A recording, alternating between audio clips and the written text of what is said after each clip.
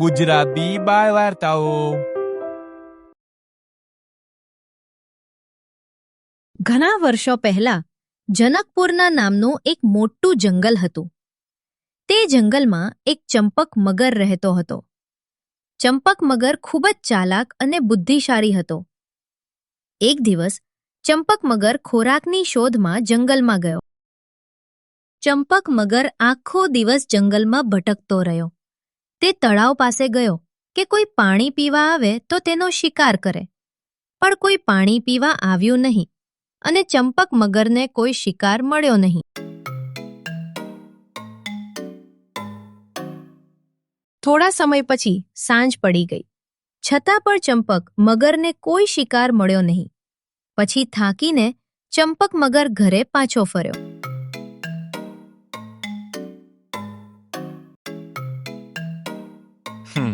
મને લાગે છે કે આ જંગલમાં શિકાર કરવા માટે કોઈ નાના પ્રાણીઓ બચ્યા જ નથી. જો દરરોજ આ રીતે ચાલતું રહેશે તો મારી હાલત ખૂબ જ ખરાબ થઈ જશે. કાલે હું જંગલની બીજી બાજુ જઈશ, જોઉં છું કે મને કોઈ શિકાર મળે છે કે નહીં.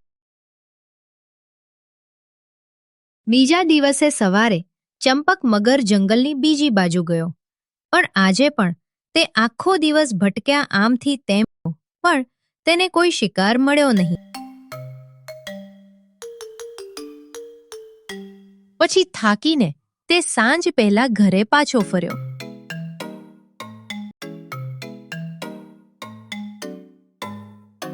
ના, દરરોજ આ રીતે નહીં ચાલે. કાલે મારે નજીકના ગામમાં જવું પડશે. મને ત્યાં ખાવા માટે ચોક્કસ કંઈક મળશે. આમ ચંપક મગરે બીજો દિવસ ખોરાક વિના વિતાવ્યો. બીજા દિવસે ચંપક મગર ઝડપથી ગામ તરફ રવાના થયો. ભૂખથી ત્રાસી ગયેલો ચંપક મગર જંગલ નજીકના એક ગામમાં ગયો.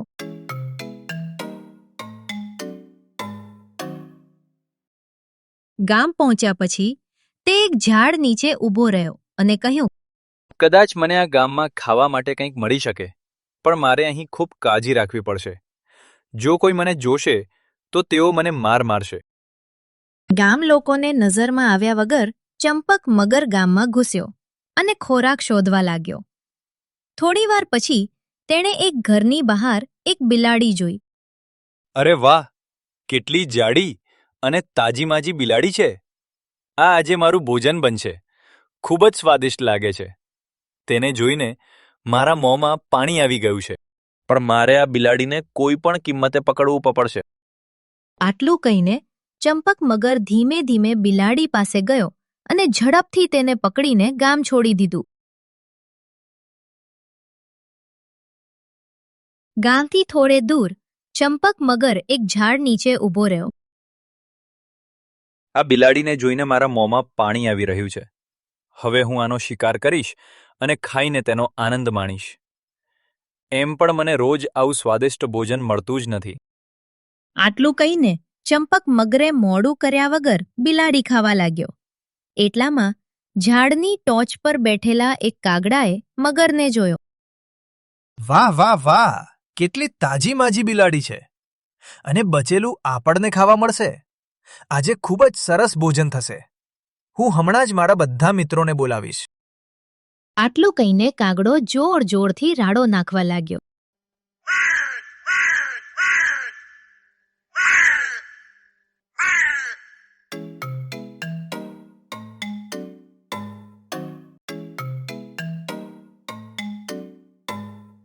સામે જુઓ દોસ્તો, મગર બિલાડીને પકડીને લાવ્યો છે અને આજે આપણે બધા સાથે આ બિલાડીનું માંસ ખાવાનો આનંદ માણીશું. હા, સાચી વાત.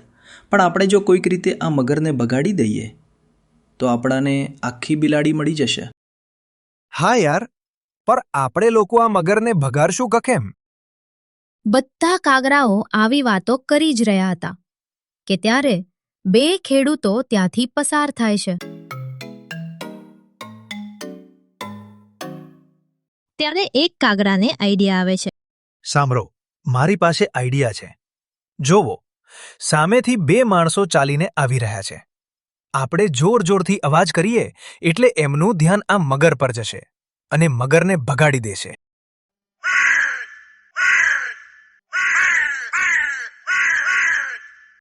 પછી બધા કાગરાઓ અવાજ કરવા લાગ્યા.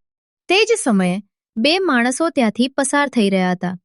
ત્યારે તેમને કાગરાઓનો અવાજ સંભળાયો અને તેઓ અટકી ગયા. અરે આ કાગડાઓ આટલા જોરથી કેમ અવાજ કાગડો કરી રહ્યા છે, એ પણ કોન્સ્ટન્ટ? કાગડાઓનું આ રીતે અવાજ કરવો મને સ્વાભાવિક નથી લાગતું. તમારું શું કહેવું છે, વીરજીભાઈ? હા રામુભાઈ, એવું લાગે છે. મેં સાંભળ્યું છે કે મુશ્કેલીના સમયે તેમના મિત્રોને બોલાવવાની જરૂર પડે ત્યારે જ ઘણા કાગડાઓ એકસાથે ભેગા થઈને અવાજ કરે છે. ઠીક છે, તો ચાલો ત્યાં જઈએ અને જોઈએ શું થઈ રહ્યું છે. અરે આ બિલાડી તો આપણા ગામની છે. એનો અર્થ એ કે આ મગર જંગલમાંથી બહાર નીકળીને ગામમાં ઘૂસી ગયો અને બિલાડી પકડી લીધી. ભાઈ, તમને કેવી રીતે ખબર પડી કે આ બિલાડી આપણા ગામની છે? જંગલમાંથી પણ બિલાડી હોઈ શકે છે. અરે ભાઈ, મારે હંમેશા કામ માટે જંગલમાં જવું પડે છે. તેથી હું સારી રીતે જાણું છું કે આ જંગલમાં કોઈ બિલાડીઓ નથી અને આપણું ગામ આ જંગલની બાજુમાં જ છે. અને એમ પણ આ બચુભાઈની બિલાડી છે. હું સારી રીતે ઓળખું છું. તેથી જ હું કહી રહ્યો છું કે આ મગરે આપણા ગામમાંથી આ બિલાડી પકડી લીધી છે. આનો અર્થ એ થયો કે આ જંગલના પ્રાણીઓ આપણા ગામમાં પણ ફરવા લાગ્યા છે અને આજે તેણે આપણા ગામની બિલાડી પર હુમલો પણ કર્યો. જો આપણે હવે કંઈક નહીં કરીએ તો એક પછી એક બધા પ્રાણીઓ ગામમાં ઘૂસી જશે અને આપણને પણ ખાઈ જશે. આપણે કંઈક કરવું પડશે. આ કહીને બંને માણસો મગર પાસે જાય છે અને તેને માર મારે છે અને તેને ભગાડી દે છે. માર ખાધા પછી મગર બિલાડીને પાછળ છોડીને ભાગી જાય છે.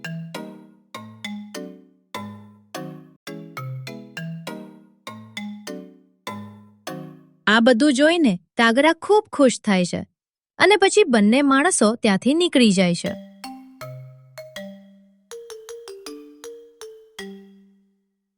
તે પછી કાગરાઓ બાકી રહેલી બિલાડીને મજાથી ખાય છે. થોડે દૂર ચંપક મગર ઝારીઓ પાછળથી આ બધું જુએ છે. તો આ બધું આ કાગડાઓને કારણે થયું છે. હું તે બધા પાસેથી બદલો લઈશ. હું આ કાગડાઓને છોડીશ નહીં. સાથે મળીને તેઓએ આજે મારો ખોરાક છીનવી લીધો છે. હું ચોક્કસ બદલો લઈશ. પછી મગર ગુસ્સામાં ત્યાંથી નીકળી જાય છે.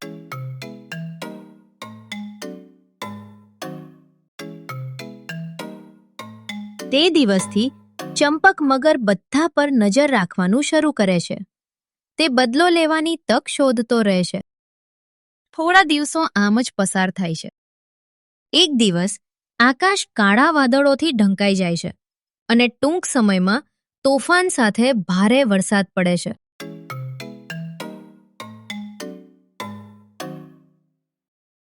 આને કારણે કાગરાઓના માળાઓ નાશ પામે છે.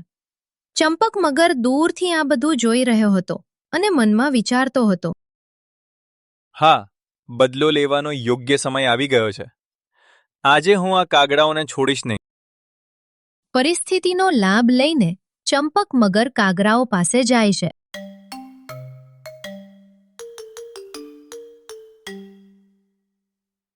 અરે ભાઈઓ, તમારા બધાના મારાઓ નાશ પામ્યા છે અને જુઓ કે ઠંડીથી તમે કેટલા ધ્રુજી રહ્યા છો.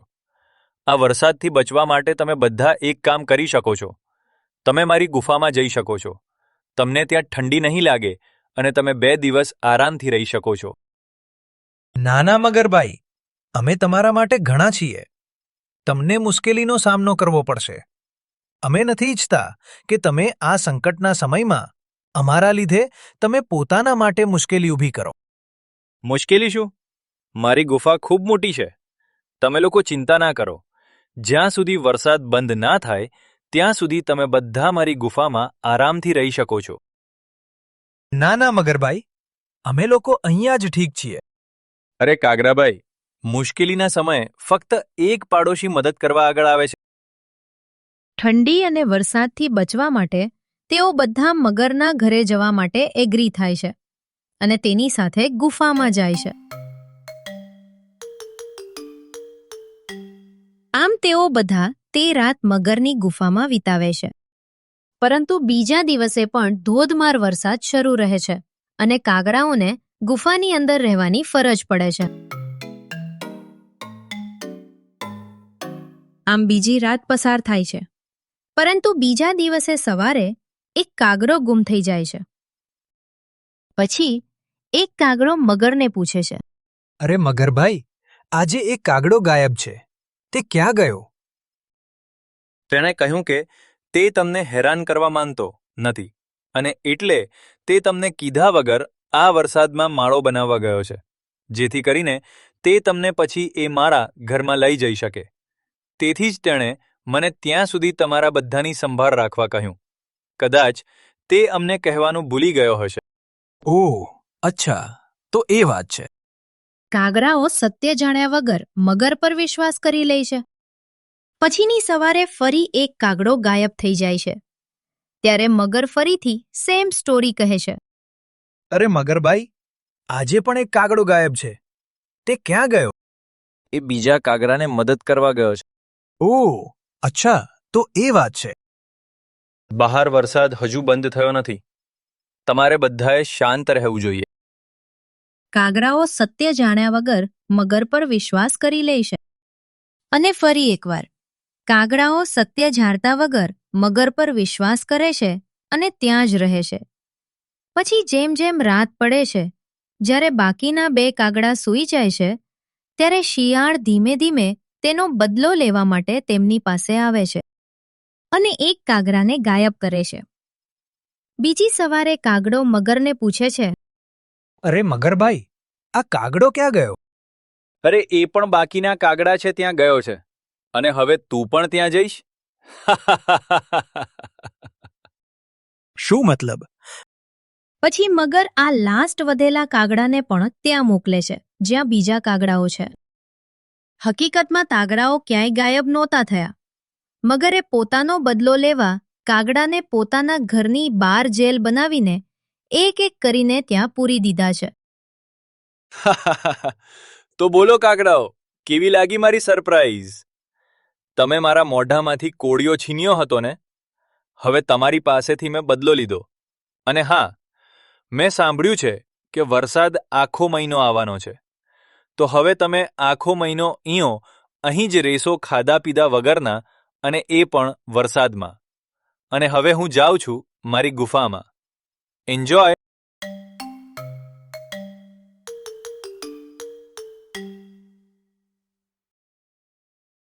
બાળ મિત્રો, લાઈક કરો આનું ના ભૂલતા, સબસ્ક્રાઇબ કરો આપણી ચેનલ ગુજરાતી બાળ વાર્તાને અને જુઓ સુંદર મજાની વાર્તાઓ.